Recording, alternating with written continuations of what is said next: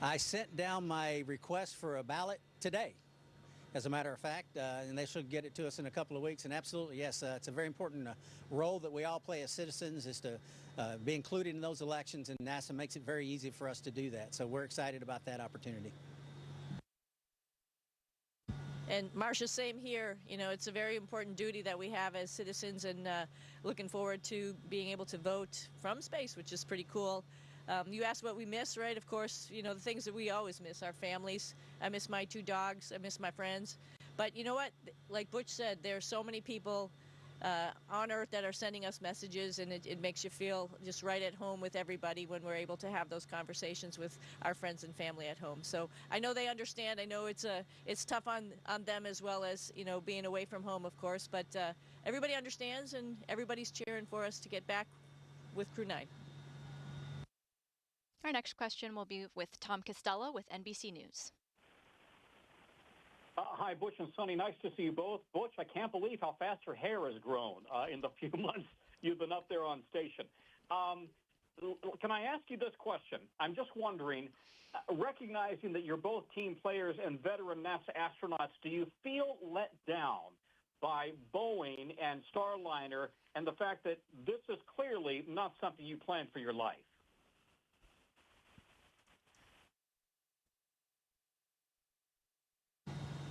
Let down? Absolutely not. Never entered my mind. I don't think Sonny's either, until you mentioned it. It's a fair question. I get it. I can tell you, I thought a lot about this press conference and what I might say, what I wanted to convey, and there's no way to convey every single piece of information that needs to be said to understand a majority of the questions that we might get asked. But I will say this. You know, Sonny's got this shirt on. It's got that NASA meatball, we call it, on it. And that represents something that we stand for as an agency. We go beyond. We do things that are out of the ordinary. We send humans to space. And yeah, we're here today on the space station. Even today, this operation, this is not easy. NASA does a great job. The people at NASA do a great job of making a lot of things look easy. Sending probes beyond the edge of our solar system, going and getting sample from asteroids, humans in space. And it's a very risky business, and things do not always turn out the way you want. Before we launched, we said, we're going to find things. Yep. That is the nature of test.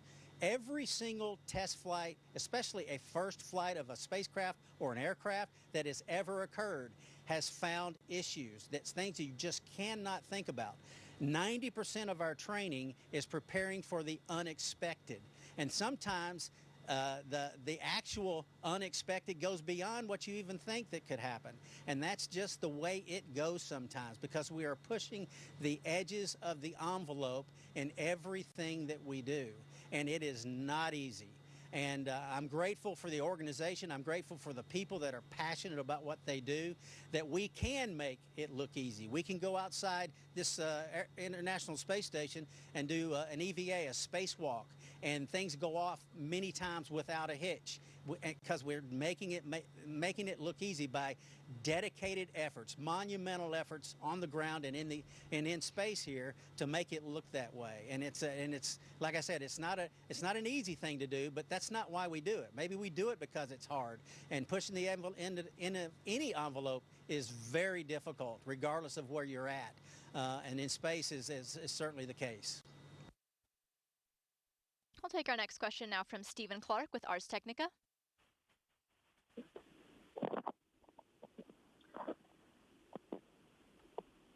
Hi, thank you for taking my question. Stephen Clark from Ars Technica. Butch, you mentioned this in your introduction for a moment, but both of you are veterans of the Navy captains. I just wanted to hear your thoughts from each of you on seeing your ship leave without you. What was that like, and were you staying up late to watch the landing the other day?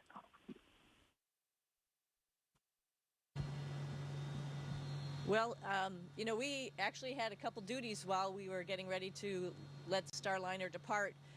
There's some things that the International Space Station has to get ready and be prepared and make sure that it understands that a visiting vehicle has undocked and it goes back to its normal regime of operating. So actually we were tasked with that. We were up in the cupola and we were watching our spaceship fly away at that point in time. So I think it was good we had some extra activities. Of course, we're very knowledgeable about Starliner, so it was obvious, what was happening at each moment. We were talking to our control team, people, friends of ours that we know how much time and effort that they have put into this spacecraft, the excellent and precision activities that they're doing down on the ground. It was nice to have that, one-on-one conversation over the space to ground as Starliner was leaving, just knowing that she was in their hands and they were going to do the best that they could to get her back home. Other thoughts about seeing it leave, like you mentioned, we're both, Navy. We've both been on deployments. We're not surprised when deployments gets changed. I mean, our families extended. Our families are used to that as well. So that's not a humongous surprise. I think, like Butch said, this is test. I think before we even flew, we had an interview with a lot of you and mentioned the same thing, that a test flight means that we're probably going to find some stuff. We've done as much as we can to look at the envelope that we're going to operate in, but this is the first time that we've had humans in space in Starliner, and we did find stuff, and we made the right decisions, and we're here, and that's how things go in this business. Like Butch said, it's risky, and that's how it goes in the business. We'll go to Joey Roulette with Reuters. Hey, thank you. For both of you, you both have had, for the past few years, you've played a very kind of intimate role in Starliner's development, which of course has not been easy for Boeing for a number of reasons. And I know failures is common in spacecraft testing, but looking back, what could Boeing have done differently in Starliner's development?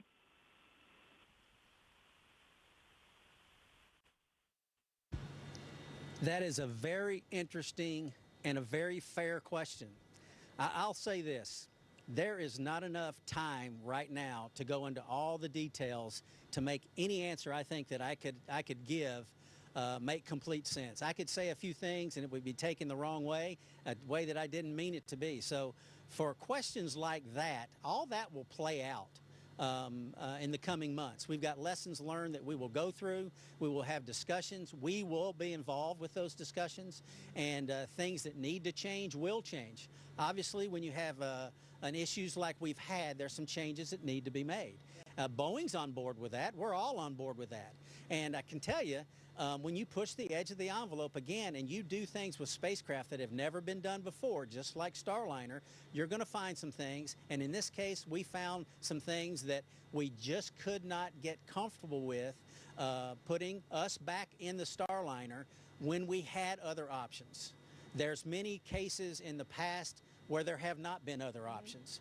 We were very fortunate that we have the space station and that we had the option to stay and we had the option to come back a different way if that's what the data showed.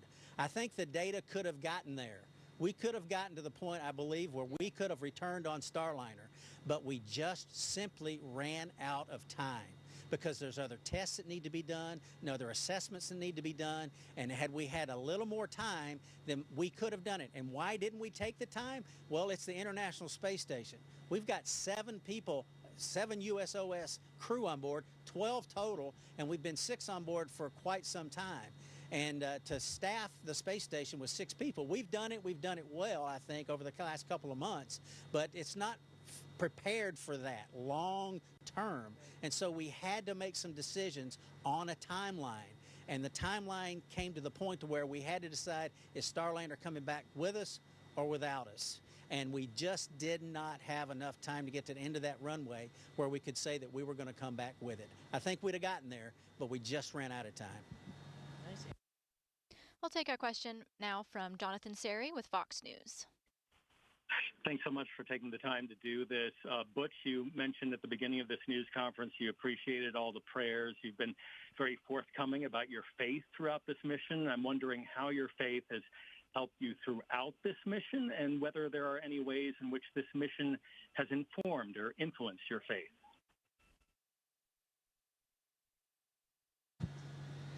I tell you, I really appreciate that question as well. I don't want to take advantage of my position to do things and say things that are outside the realm of what should be done and said in any forum. But I will say this. If you really want to know how I feel about all of this, 2 Corinthians 12, 9 and 10. You can look that up, and it'll kind of tell the story. 2 Corinthians 12, 9 and 10. We'll take a question from Mark Strassman with CBS News. Great to talk to you again. Sonny, I have one for you and then one for Butch. But Sonny, slight variation on you trained for a round trip on Starliner, and that's not how it worked out. So how do you feel about coming home on SpaceX? And Butch, you went up for, you thought, roughly 8 days. It's going to be more than 8 months. Talk a little bit about the psychological adjustment for you and your family. That's a good question. So it's interesting questions. When Butch and I were preparing for this flight, we obviously had talked about it a lot, and we had talked about it being a test flight, and knowing that it was scheduled for 8 days, there could be other things that would keep us here a little bit longer.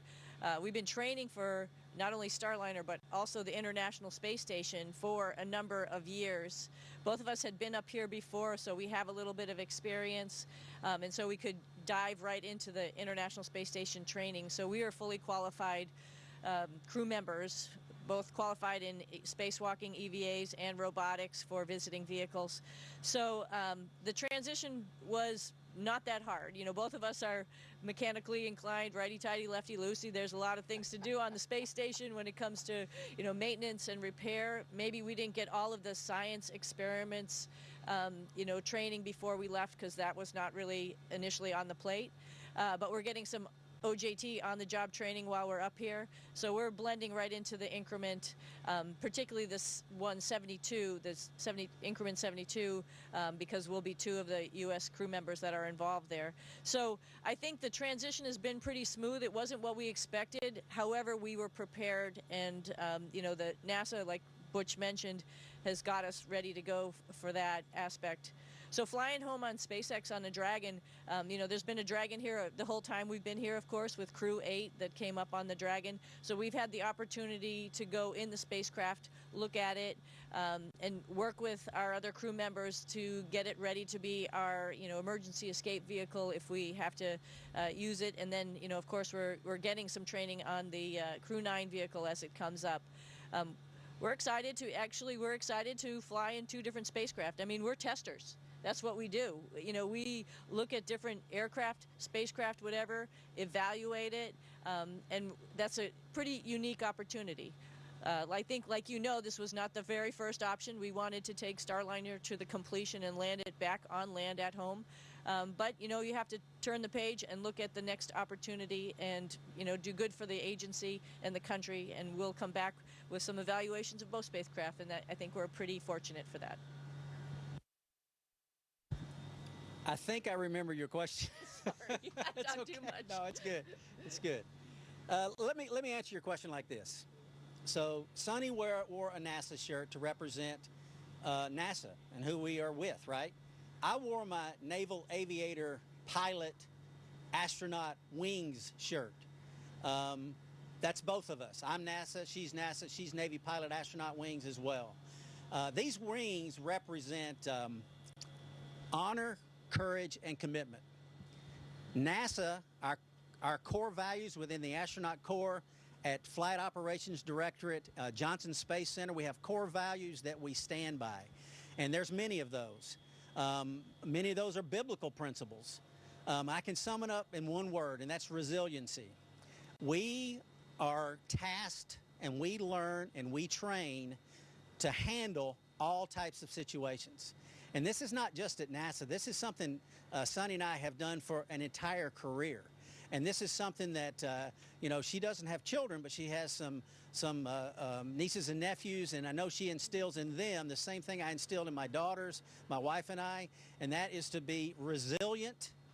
You have to go with what the good Lord gives you, whatever that is, whatever is allowed, whatever comes by. And, I don't look back and say, woulda, shoulda, coulda. I look back and say, going forward, how can I fix? What can we do to make this better? And that's our mindset right now. I don't look back and say, oh my, this or that. I don't. Yeah. And that's not, it's more this resiliency is not, it's not what we do at NASA. I think it's more who we are. And we deal with all types of difficulties in all types of situations. And it builds a great deal of fortitude, and it builds a great deal of character, not just within NASA, but all of the contractors, because like I said earlier, this is not an easy business. So we go with it. 8 days, it was more than 8 days, but 8 days is a number that keeps getting said. It was going to be longer than that. But 8 days to 8 months or 9 months or 10 months, whatever it is, we're going to do the very best job we can do every single day, because that's what the folks that do this type of job have to do. You have to have that mindset, because it is not an easy business, like I said.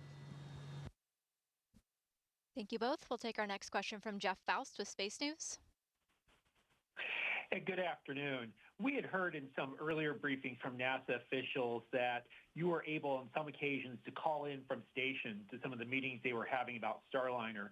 What was your impression from your unique vantage point of how those meetings went and how your input was brought into their discussions about what to do with Starliner? Thanks.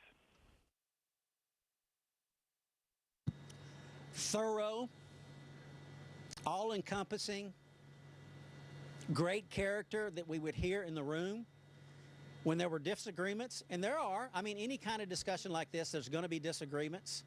It was handled with the utmost compassion, which is good, passionate about their points, but with the utmost character, respecting each other and each other's opinion, going through it all. We did mostly listening and taking it all in, because we did have a say in how all this would turn out. Thankfully, our managers and our leaders allowed that we would be included, and they wanted us included, and for that we were of course grateful. Ultimately, like I said, though, the decision was made that was made. As soon as it was made, we're on board, right? And it doesn't matter if I agreed or disagreed. It doesn't matter. The decision that we are given is what we're going to march to. Again, like I said, because that's not what we do. That's who we are. Hey Jeff, I might add just a couple things. I was really impressed. There were a lot of opinions. There was a lot of data coming in at different times, and a lot of people trying to digest that data and understand it and take it forward. I think it was really impressive for our leadership and our management to take the time and listen to everybody's opinion and really try to understand where all of that was going. That's really a benefit of this organization. We have a lot of people from many different backgrounds. You're seeing 2 Navy test pilots here, but we have scientists, we have engineers, we have doctors, the whole gamut for putting humans in space. And it takes a lot of people to get on board to have us come up to space, to the space station, and have us come home. And all of those people have a say. They have a direct input. And our leadership really opened the door and really was open to understanding everybody's opinion. And that's really impressive. And it's a way a good organization works, where everybody's opinion is funneled up to their specific directorates and then taken into account by the upper management. So we have to just understand that and be very thankful we have an organization that does that. We'll take a question now from Kristen Fisher with CNN. Hi there, this is Kristen Fisher, and we are actually live on CNN right now. So I might ask a question that has already been asked before, but slightly differently, so bear with me. Butch and Sunny, thank you so much for doing this. And I know you both have done long-duration missions before. You've trained for every contingency. But, NASA astronaut Frank Rubio, who was in a similar situation as the two of you, he said that he still had a few hard days as he kind of wrapped his head around going from a 6-month mission to a 12-month mission. So I'm just curious how that transition has been for the two of you mentally when you learned that you'd be going from a days-long mission to an 8-month mission. Thank you.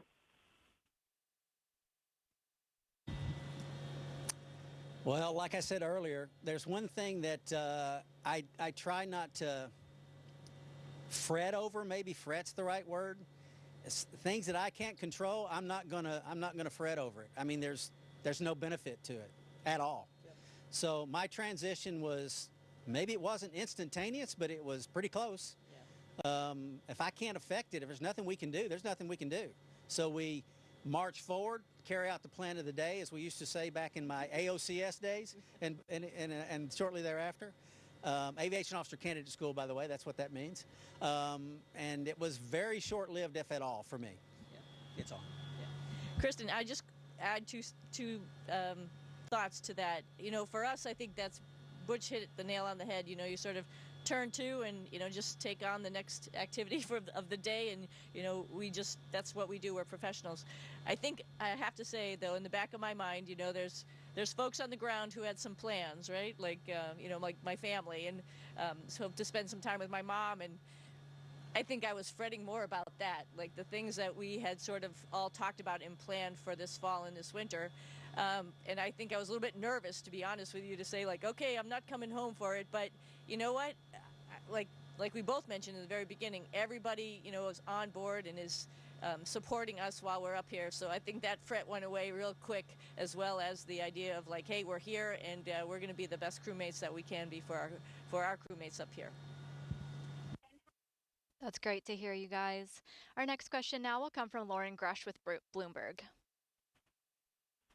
Hi, Butch and Sunny. Thank you so much for doing this. Earlier, you talked about watching Starliner go home. I'm just curious if you can go more into the emotions you were feeling when it ultimately returned safely. You know, was there any disappointment that you weren't on it?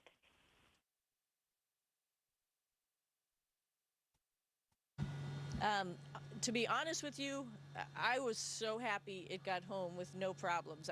We saw it fly away, and then we all got up. The whole crew got up at, 3 in the morning, and we had it up on our, iPads watching it land. And we know all those people who are part of the landing recovery team, the LRT, who are there in the desert. And, we were, of course, fingers crossed, as well as Mission Control. We know all of those folks who are bringing it back home, the entry team.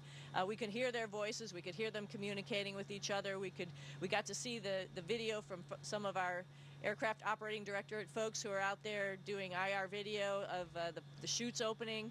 All of that was a good sense of relief, and we were actually really excited for our team, our bigger team, who got that spacecraft home, and we're actually really super proud of them for having it land pretty much bullseye there in the desert. Yeah, I was up here. It's been several years ago, but I was here when, if you recall, the Cygnus launched out of Wallops Island, and it blew up like a couple of seconds after it left the launch pad. It was coming here, bringing cargo. And my immediate thought was just the people that involved in the program, and it was just heartfelt for them, because this is a pretty, tight-knit organizations that we, do this space flight, human space flight, all types of space flight, and we felt for them, or we did when that happened. Well, I can tell you, the thrill was equally the opposite side of the spectrum when Starliner landed safely. It was wonderful that it made it back. And the fact that we weren't on it didn't even come into mind at all. It was never like, oh, we shouldn't. No, not at all.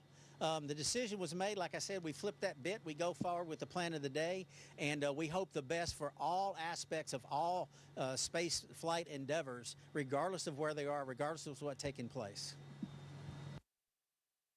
We'll take our next question now from Avery Gingrich with WBIR Knoxville. Hi, guys. I know both of you have plenty of experience up in space, but can you describe what's going on with your bodies right now as you continue to adjust, and how you're preparing for the months ahead? What's going on with our bodies? Well, I asked the question, and I was told I have the second best hair in the scene. So that's for as far as that goes. Yeah, I have grown my hair a little bit longer than I've ever grown it, actually since college probably, just because. Why not? I don't know. Very fortunate. I think Sunny and I both are very fortunate the way the good Lord wired us. Transitioning to space and transitioning back is very easy for us, and it was here as well. It seems like we've been here before, and we have, but it's comfortable. Of course, one thing about space flight is, which is wonderful, your joints don't ache because there's no pressure on them. So all the aches and pains you may feel on a just daily basis are not prevalent in space, which is actually quite nice. I will say one.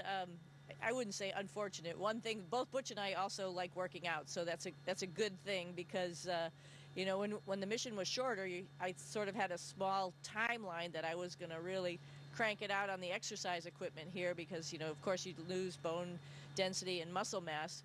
But my mind had a transition now to 8 months and how I'm going to keep that motivation up.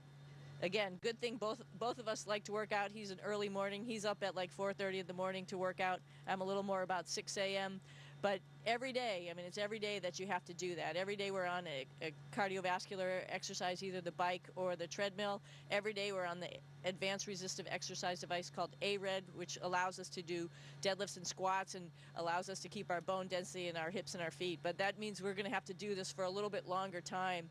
I had seen Frank stay up here for a long time and some other folks and thought about like what I would want to do because I like mixing it up a little bit. So we're working with our strength and conditioning guys to add in a couple more exercise and stuff to keep it going. You don't want to lose it because every day that you don't work out, you're gonna lose some bone density. So we have to keep it up, and that's a way of life. And not to slight anyone else on the call, don't take this wrong, but it is very nice to talk to you from God's country. Well, I think we're going to go to a different part of the country here with Laura Casa with WHDH Boston. Hey, thank you so much.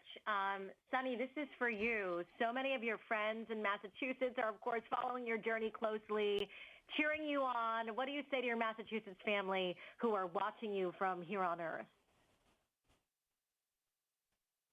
Hey, you know, we had one press conference earlier when it was like still midst of baseball season. I think I said go Sox. So this time I have to say go Pats.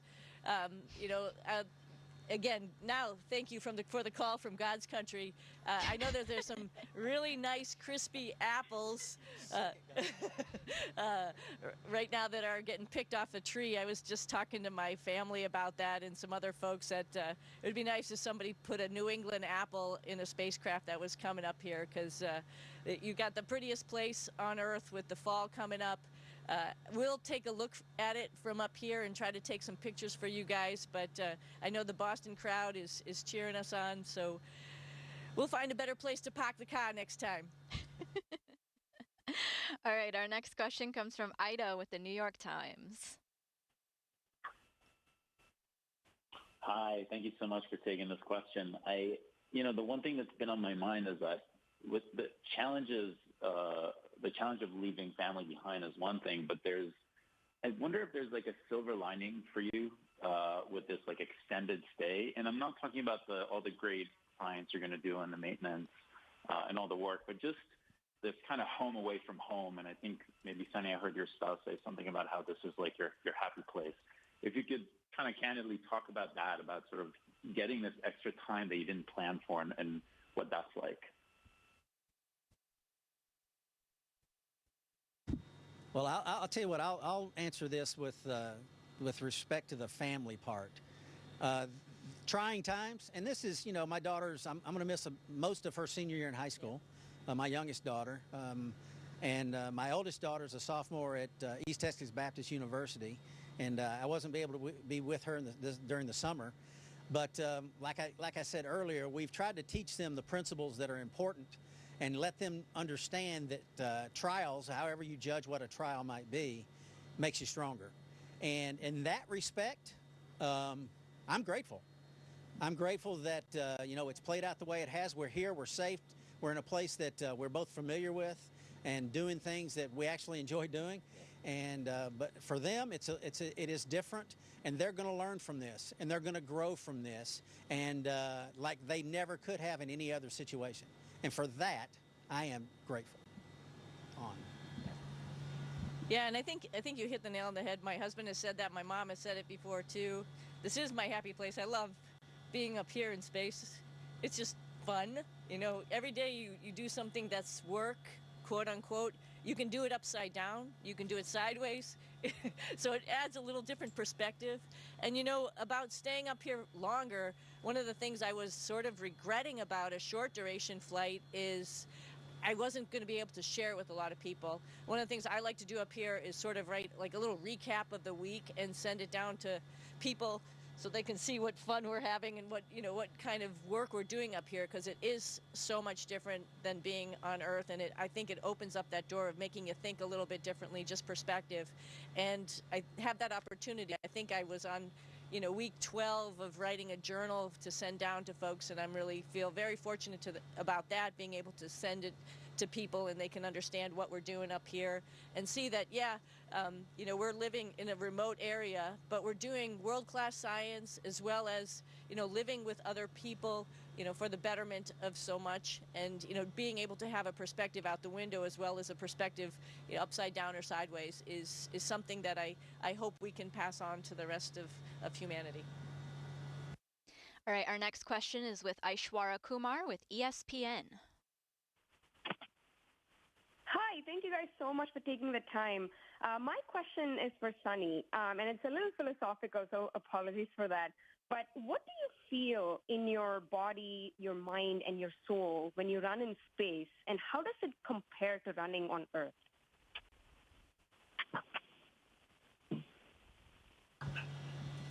So interesting question. I was mentioning a lot of the physical activity that we do up here. It's a little harder, a little different, but fun at the same time.